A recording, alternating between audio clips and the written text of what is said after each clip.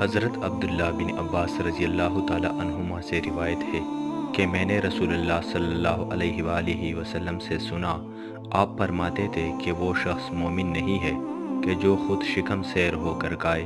اور اس کے برابر میں رہنے والا اس کا پڑوسی پاقہ سے ہو، یعنی اپنی پڑوسی کی بھوک اور پاقہ سے بے نیاز اور لاپرواہ ہو کر اپنا پیٹ بھرنے والا آدمی اگرچہ وہ 70 پشتوں کا مسلمان ہو۔ حقیقت ایمان سے بے نصیب ہے اور سنگ دلی اور خود غرضی کی یہ کیفیت شان ایمان کے بالکل منافی ہے۔